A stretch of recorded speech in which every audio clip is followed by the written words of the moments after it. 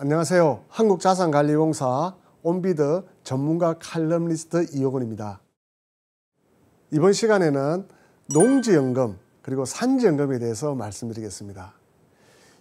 농지연금은 제가 볼 땐 효자입니다. 효자.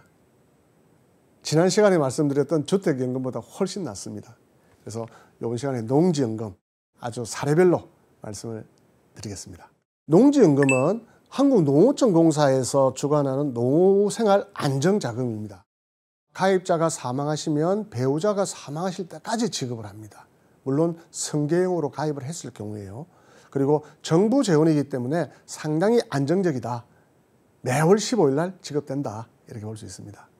그리고 2011년부터 시행이 되었습니다. 그리고 주택연금 그리고 산지연금처럼 중복해서 수령도 되고 아까 지난 주택연금처럼 국민연금, 군인연금, 공무원연금, 사학연금 지급을 연금을 받으시면서 농지연금은 농지연금대로 수령을 하실 수도 있다라는 말씀을 드립니다. 농지연금은 이제 계속해서 말씀을 드리겠지만 농업인 소유, 농지를 소유해야 됩니다. 농지를 소유하는 분들에 한해서 노후생활 안정자금을 지급을 하는데 1인 최대 300만 원까지 그리고 부부 합산하면 600만 원까지 받으실 수가 있습니다. 그래서 지금 보유하고 계신 이제 농지를 농지연금으로 이렇게 맡기셔도 되고요. 경공매로 농지연금을 신청할 경우에는 수익률이 상당히 좋습니다.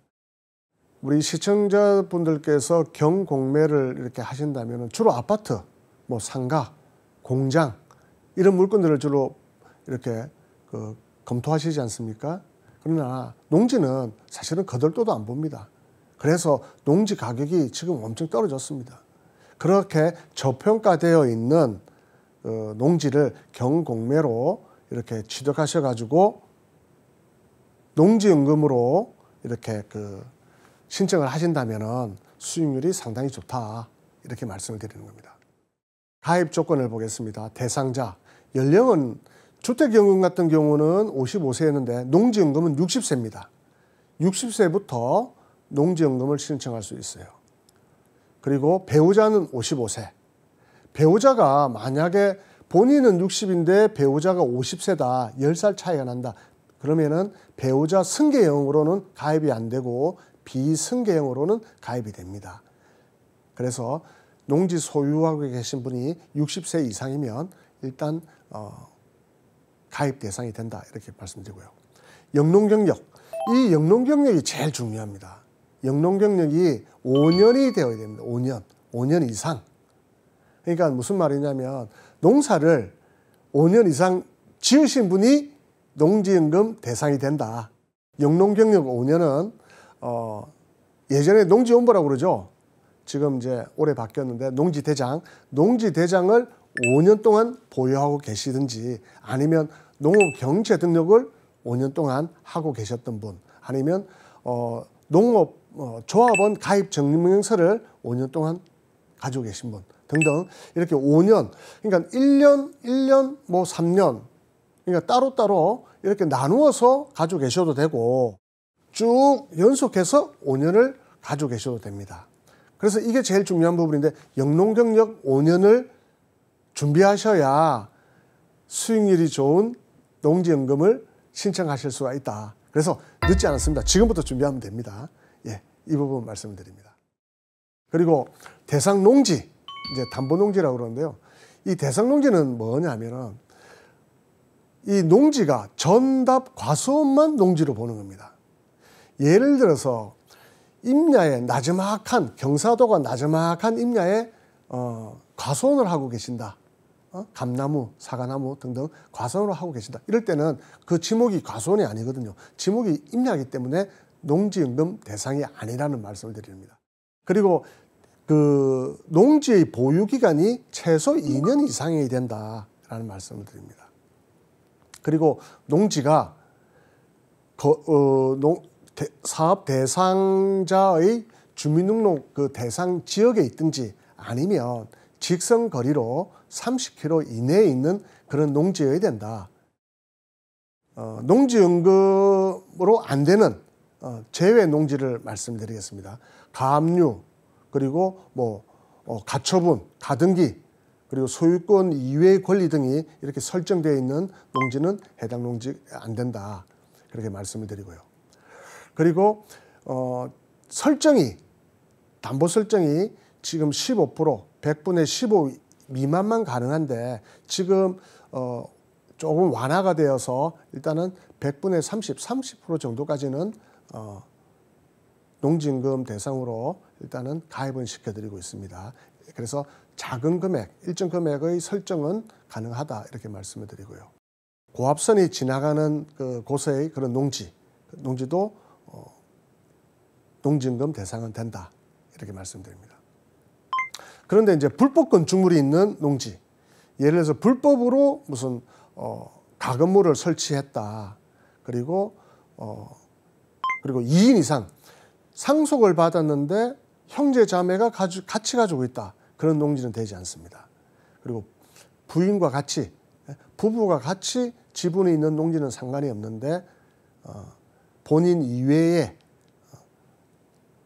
어떤 지분권자가 있으면은 농지임금 대상이 되지 않는다라는 말씀드리고, 그리고 이제 개발 계획으로 확정된 농지, 예를 들어서 아파트 지구로 확장되든지 택지 개발 지구로 확정된 그런 농지는 되지 않는다라는 말씀드립니다.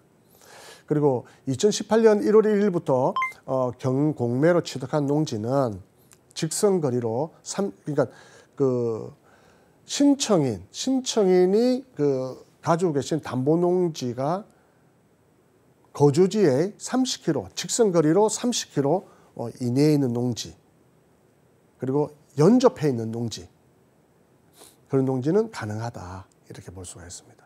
농지를 어떻게 평가하느냐? 농지마다 개별 공시지가 다 있지 않습니까? 개별 공시지가는 개별 공시지가 금액의 100%를 그대로 적용을 합니다. 그런데 보통 개별 공시지가가 낮습니다. 그래서 감정평가를 하는 경우가 많거든요. 개별 공시지가가 의외로 높은 농지는 그대로 신청을 하고, 개별 공시지가가 낮게 되어 있다. 보통이 다 그렇죠. 그럴 경우에는 감정평가를 해서 감정평가액의 90%를 적용한다. 이렇게 말씀을 드립니다. 월 지급금, 지급 방식을 보겠습니다. 종신형, 그리고 이제 지급 우대 방식 이렇게 나눌 수 있는데요.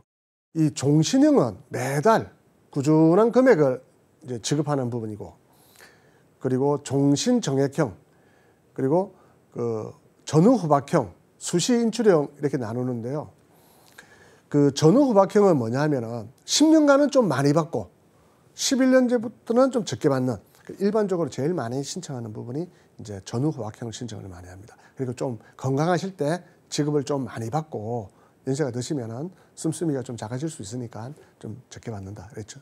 이 전후후박형을 신청을 많이 하시고, 그 다음에 수시인출형입니다. 농지연금이 효자인데 이 수시인출형은 효자 중의 효자입니다. 무슨 말이냐면 대출 한도액, 그러니까 감정가라고도 볼 수 있는데 30%를 대출을 해줍니다. 2.5%로 신용도하고 상관없이 2.5%로 대출을 해줍니다. 그래서 상당히 수시인출형도 많은 분들이 혜택을 보고 계시고요.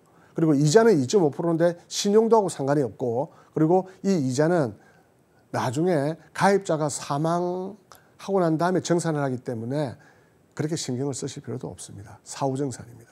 예. 그리고 지급우대 방식, 그리고 주택연금과 마찬가지로 저소득층, 취약계층은 조금 10% 정도 추가로 지급하는 그런 부분이 있습니다. 그리고 장기 영농인을 우대하는 방식도 있습니다. 그러니까 오랫동안 30년 이상 농사를 지으신 영농 경력이 있으신 분들은 5%를 추가해서 드리는 그런 방식이 되겠습니다. 월 지급금과 이제 수시인출형을 비교를 한번 해보겠습니다. 경남 함안에서 이렇게 이제 낙찰이 된 사례인데요. 농지는 보통 한 30% 내외에서 낙찰이 많이 됩니다. 주택은 아까 말씀드렸던 50% 내외, 상황에 따라서는 좀 변수가 있지만은, 그래서 이제 3억 5천 정도의 감정가의 농지가 1억 2천에 낙찰이 되었다고 가정해서 한번 이 자료를 만들어 봤습니다. 담보 가액 4억을 기준으로 하면 136만 원을 받으신다는 이야기입니다. 136만 원.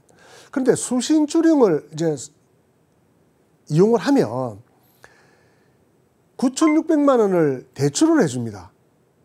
농지은행에서 2.5%로 연 2.5%로 그러면은 136만 원을 받던 것을 96만 원으로 금액이 좀 나눠 이 40만 원 정도 좀 적게 받죠.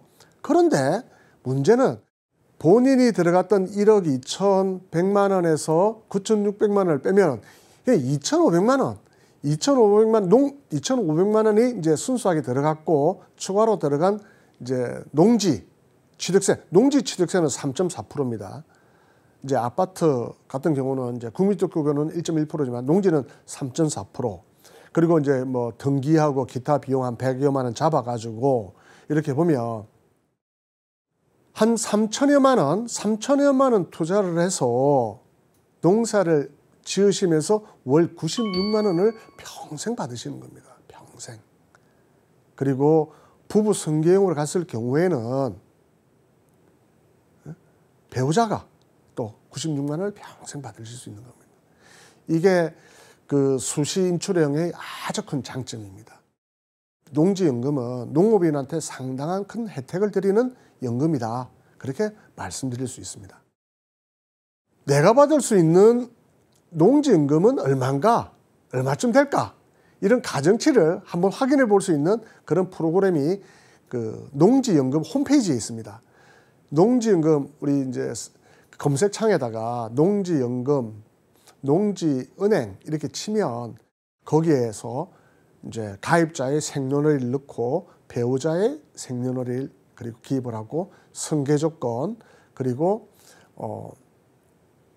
금액을 이제 개별 공시지가로 갈 것인지 감정가로 갈 것인지 개별 공시지가가 높으면 개별 공시지가로 가고 개별 공시지가가 낮으면 감정가로 가고 근데 감정가는 감정 금액의 90%를 적용한다 그렇게 말씀드렸죠. 그래 그런 부분을 이제 염두에 두시고 연금을 알아볼 수가 있습니다.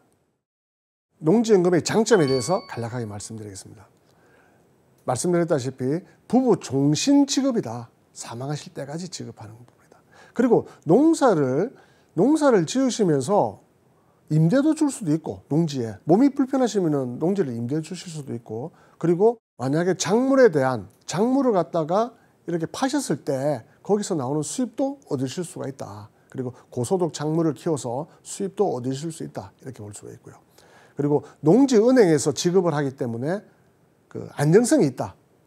그런 말씀을 드릴 수 있겠습니다. 기타 예를 들어서 연금 채무 그 부족액은 청구하지 않는다. 이 부분은 뭐냐면은 오래 기대 수명이 이제 길어지면서 건강하시고 오래 살면 사실수록 많은 연금을 받으시지 않습니까? 그래서 많은 연금을 만약에 담보 금액을 넘어선 그 연금을 수령했다고 하시더라도 국가에서 그 초과분을 청구하지 않는다. 그 말씀을 드리는 겁니다. 이제 재산세 감면 효과. 6억 원 이하의 농지는 전액 재산세가 감면된다. 이렇게 말씀드리고 연금 보호.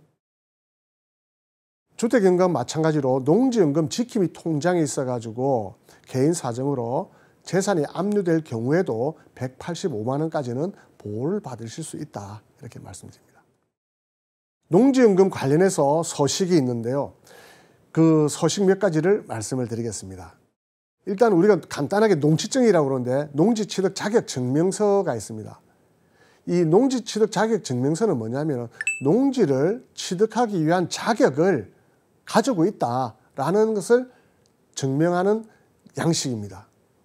공공기관에서 발급해주는 서류죠. 그래서 이 그 농지취득 자격증명은 인터넷으로도 정부24 인터넷으로 발급하실 수가 있고 우편으로도 발급하실 수 있고 그리고 직접 지자체 산업계에서 가서 방문하셔서 발급받으실 수도 있다. 이렇게 말씀드립니다. 농지를 경공매로 구입을 하시든 아니면 그 인근에서 바로 구입을 하셔도 이 농지증이 있어야 됩니다. 농지 자격 취득 증명이 있어야 첨부가 돼야 소유권 이전 등기를 할 수가 있습니다. 그래서 그 농지를 취득을 이렇게 하시려면 그 농지 취득 자격 증명의 발급 여부를 꼭 확인을 하시고 진행을 하시는 게 좋겠다라는 말씀드립니다. 그리고 농지 자격 취득 증명이 필요 없는 농지가 있습니다. 이제 상속에 의한 농지, 부모님이 가지고 계신 농지가 이제 부모님이 돌아가심으로 해서 상속받은 농지, 그리고 도시지역, 우리가 주거지역, 상업지역, 공업지역 이런 주거지역 안에 있는 농지는 농지 자격 취득 증명이 필요 없습니다. 그리고 도시계획 시설 예정지, 예를 들어서 이제 도시가 팽창하고 신도시가 들어설 그런 예정지로 이렇게 된 곳은 농지 취득 자격 증명도 필요 없고, 그리고 영농 여건 분리농지라 해가지고 이 경사도가 조금 심한 경사도가 15도 이상인 농지, 그리고 그 지자체 장이 영농 여건이 조금 불리하고 생산성이 낮다고 인정되는 이런 농지들은 서류만 제출하면 농지증, 농지 취득 자격 증명이 발급된다 이렇게 볼 수 있습니다. 자기 거주지에서 자기가 관심 있는 지역의 농지가 30km, 직선거리로 30km 이상이거나 연접 붙어 있지 않은, 자기가 살고 있는 시, 군, 구보다 붙어 있지 않은 곳의 농지를 구입할 경우에는 농지심의위원회라는 곳을 두어서 이렇게 이제 심의위원들이 농지증 발급 여부를 심의를 하는 경우가 있습니다. 그래서 이 심의를 하는 경우에 보통 그 심의위원이 10명이 있는데 10명 중에 과반수 이상이 출석해서 과반수 이상이 찬성을 하면 농지 취득 자격 증명이 발급된다 이렇게 말씀드립니다. 자, 아까 말씀드렸던 도시지역 안에 있는 농지는 농지 취득 자격 증명이 필요 없다고 그랬는데 토지이름 사이트를 보면 용도지역이 나오거든요. 용도지역이 지금 화면에 보시는 것처럼 일종 일반 주거지역이다, 일종 일반 주거지고 일종 뭐 지구 단위 계획구역이다 이렇게 나오면은 이 농지는 농지 취득 자격 증명이 필요 없구나, 이제 그렇게 보시면 되고, 이런 농지는 저 멀리, 예를 들어서 지금 말씀드렸던 농지가 대구에 있다 이럴 경우에는 서울에 계신 분도 대구에 있는 말씀드렸던 농지를 구입할 수 있고, 부산에 있는 분도 대구에 있는 농지를 구입을 해서 영농 경력 5년을 충분히 준비하실 수가 있다 이렇게 보여질 수가 있습니다. 이제 퇴직을 앞두신 분들이 이런 준비를 많이 하십니다. 예를 들어서 서울에 계신데 강원도 아니면 충남 이런 고향에 가셔가지고 약간 농사를 지으시면서 농지연금을 준비하시고, 그리고 다시 서울에 올라오셔가지고 또 생활을 좀 하시고, 그러니까 3, 4일은 이제 농지가 있는 곳에서 생활하시고 3, 4일은 또 이제 원래 거주하시던 그런 어떤 도시지역에서 거주하시는 이런 분들을 위해서 지금 말씀드렸던 도시지역에 있는 농지를 구입하시면 농지증 발급이 아주 쉽게 된다, 이제 그런 부분을 말씀드리겠습니다. 농업경영계획서, 이 농업경영계획서는 뭐냐면 내가 농사를 잘 짓겠다, 착실하게 짓겠다라는 부분을, 농사를 짓는 의지를 이 문서상으로 보여주는 그런 어떤 내용이 되겠습니다. 농지가 1000제곱미터 이상, 그러니까 302평 이상의 농지, 전답, 과수원 모두 302평 이상의 어떤 농지가 농지임금의 대상인데 300평이 상당히 넓거든요. 300평이 상당히 넓습니다. 근데 300평의 어떤 1000제곱미터의 농지를 뭐 호미 하나, 삽 하나로 농사를 짓겠다. 이 상당히 좀 힘들지 않습니까? 그래서 삽도 몇 개, 그리고 호미도 몇 개, 그리고 뭐 관리기는 뭐 이장님한테 어떻게 해서 뭐 구하겠다, 임대를 하겠다, 그리고 농업기술센터에서 뭐 어떤 협조를 받겠다 등등의 그 농사를 짓겠다는 의지를 이렇게 보여주는 그런 문서라고 볼 수 있겠습니다.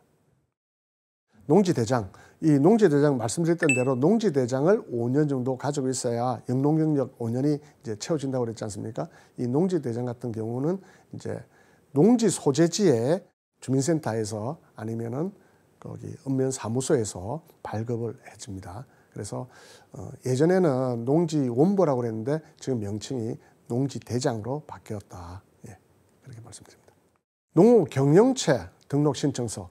농업경영체 등록신청서는 이 농사를 지으시면서 돈과 관련된 그런 부분을 지원받기 위한 그런 서류다 이렇게 보시면 됩니다.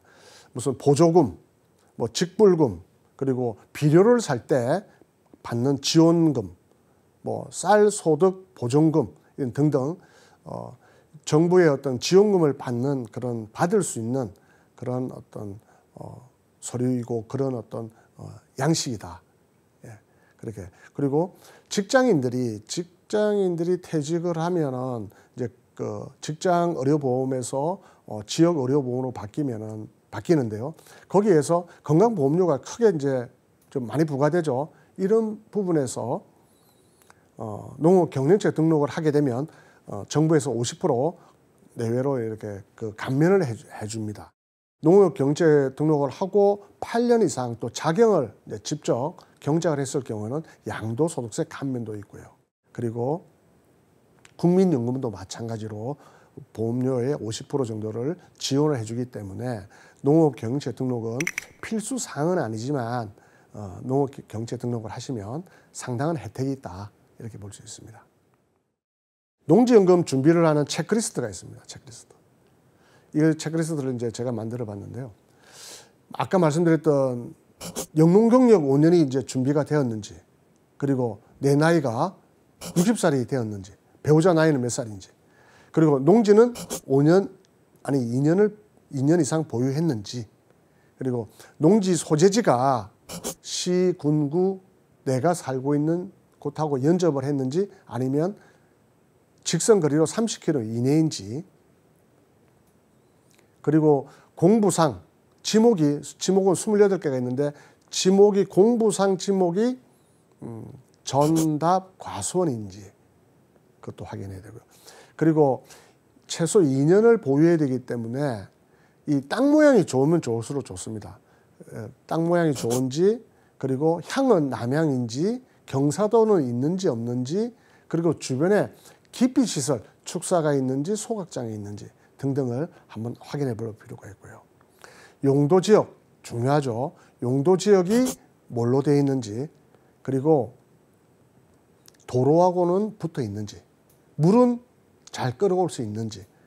왜냐하면은 경작을 할 때는 이 도로, 물 아주 필수 요건이죠. 예. 그리고 공시지가가 지금은 얼마이고 또 오른 폭이 얼마가 되는지 나중에 말씀드리겠지만 토지이음을 보고 확인할 수가 있습니다. 그리고 그런 등등으로 해서 토지이음에 나와 있는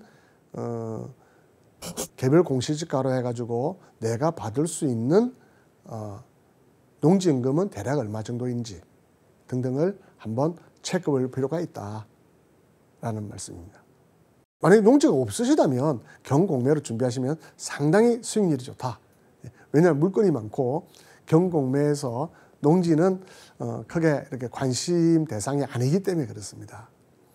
그리고 경공매로 준비할 때는 개별 공시가 오름폭이 토지음을 확인해서 그 개별 공시지가의 오름폭이 좀 큰 농지가 좋은 농지라고 보이시죠. 그리고 왜냐하면 2년 이상, 그 최대 영농경력이 없으신 분은 5년을 가지고 있어야 되기 때문에 5년 동안에 상당히 또 가격이 많이 올 수가 있거든요. 그래서 개별 공시지가의 오름폭 이렇게 눈여겨볼 필요가 있다. 그리고 영농경력 5년을 위한 1000제곱미터 이상의 농지인지 1000제곱미터 이상의 농지를 구입을 해야 되고 맹지도 가능하고 그리고 개발 제한구역, 그린벨트도 가능합니다. 그러니까 맹지라고 그래가지고 농지연금 대상이 아니다 이건 아닙니다. 그러니까 맹지도 가능하고 그린벨트도 가능하고 선화지라고 그랬죠. 아까 말씀드렸던 고압선 밑을 지나가는 농지도 가능합니다.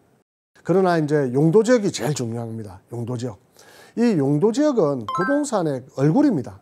얼굴이고 부동산의 가치를 평가하는 이제 척도인데 이 용도지역은 우리나라의 모든 땅은 이 용도지역 하나에 다 걸쳐 있습니다. 안 걸쳐 있는 땅이 없습니다. 우리나라에 있는 전 섬도 마찬가지. 섬에 있는 그 임야든 대지든 전답이든 모든 그 부동산은 이 용도지역에 하나에 소속되어 있다. 그게 이제 어디 소속되어 있느냐가 중요하다 말씀드립니다. 이 도시지역, 관리지역, 농림지역, 뭐 자연환경 보전지역 등등에 이제 걸쳐 있다 이렇게 보여집니다. 여기서 제일 중요한 것은 토지를 구입할 때 용도지역의 확인이 제일 중요하다. 이게 가장 기본 지침이 된다라는 말씀을 드리는 겁니다. 말씀드렸던 대로 이제 그 용도지역을 확인하는 방법입니다.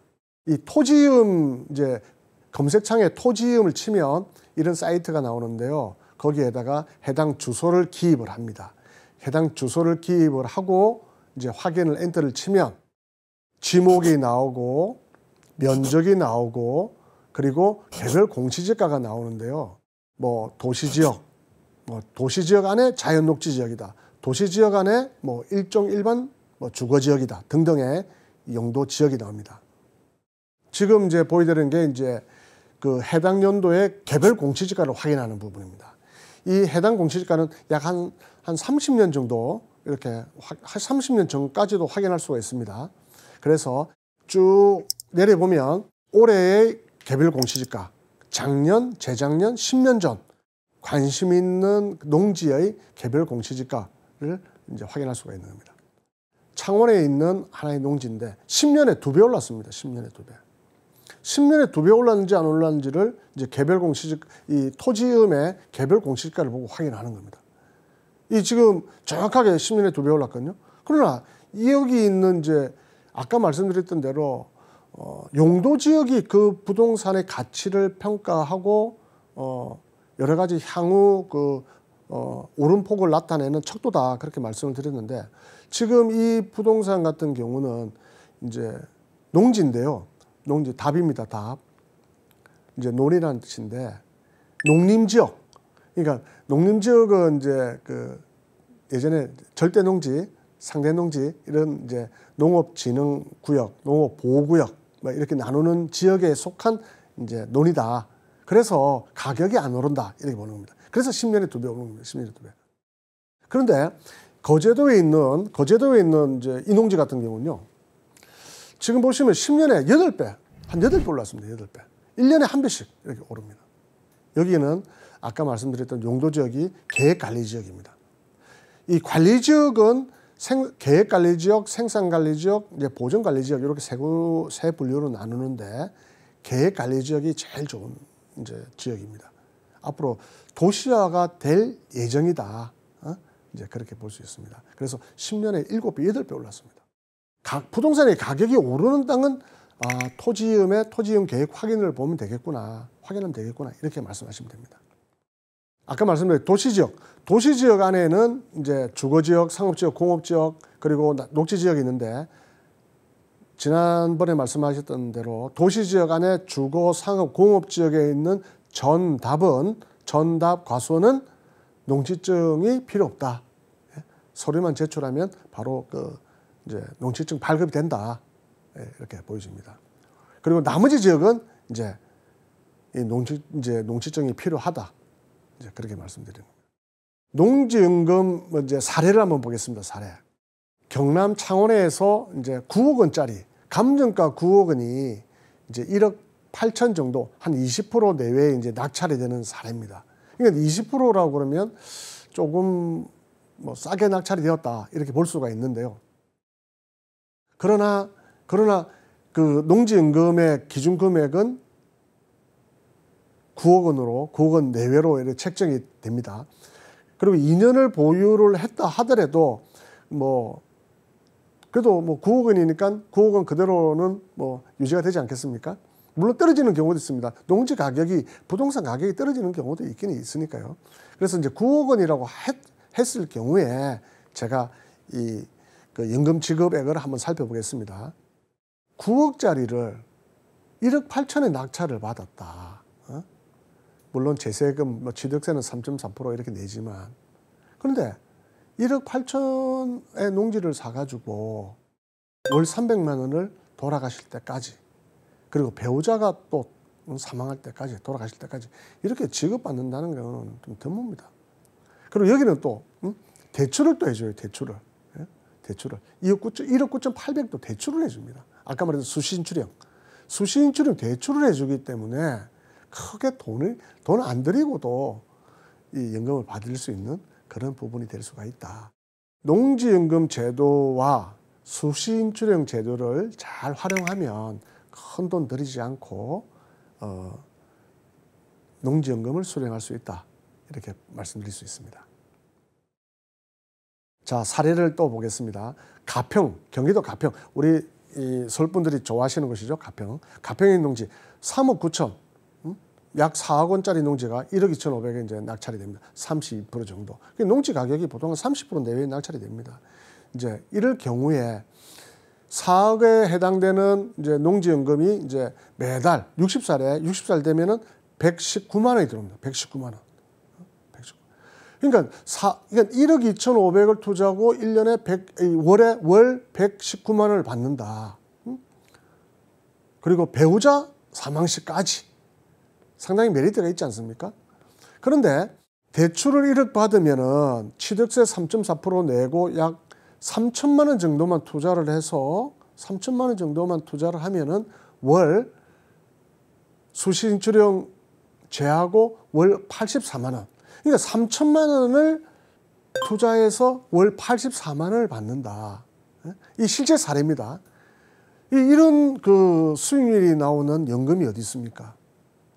그래서 농지연금은 효자고 농지연금 안에 수신출형 제도는 효자 중에 효자다. 저는 그렇게 확신합니다. 많은 분들이 이 제도를 받고 계세요. 그 사례를 또 말씀을 드리겠습니다.